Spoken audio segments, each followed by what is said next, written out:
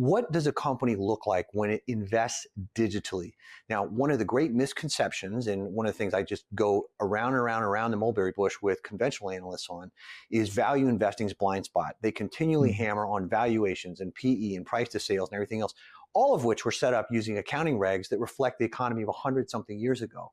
So, for example, and to get very specific here, if you're talking about John Deere and you're making tractors, or Ford and you're making cars, you've got to spend billions of dollars to invest in physical plant and equipment.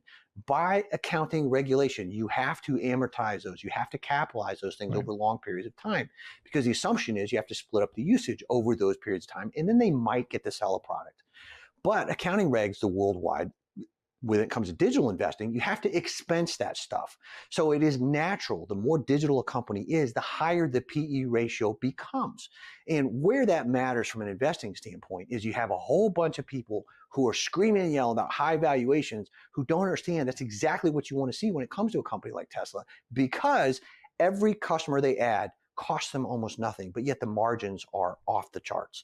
And that's where we're beginning to see the acceleration. That's why I say this is very much like Apple's 2014 moment, because the return to scale for Tesla over the next decade is going to be radically different than the return to scale over the past decade.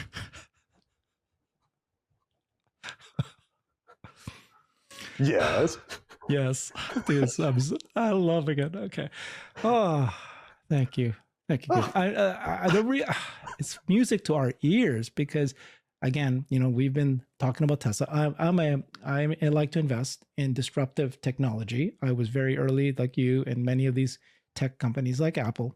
Yep. And the battle that we have daily with these talking heads, and I'm a talking head too, by the way, so I get it. Well, but, I have 3,000 appearances. You're 3,000. I mean, you're the biggest talking head there is out there. We appreciate you having that. I just had one with, won't name the names, but there are definitely analysts, portfolio managers who are just, they're portfolio managers who focus on PE and earnings is what matters.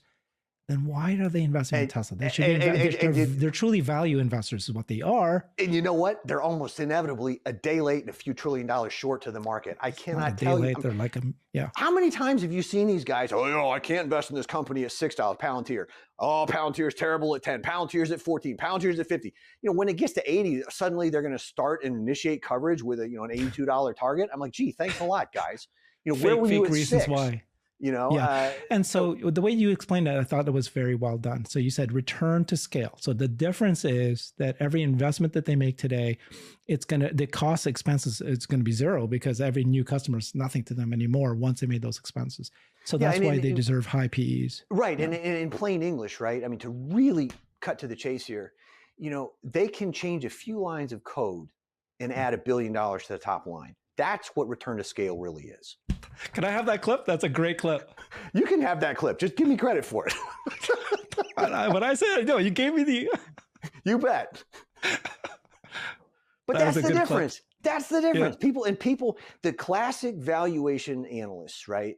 And there's nothing wrong with that. That stuff worked for a long period of time. I began my career with that stuff, PE ratios and price to sales and price to book and blah, blah, blah, blah, blah, blah, blah, blah, blah.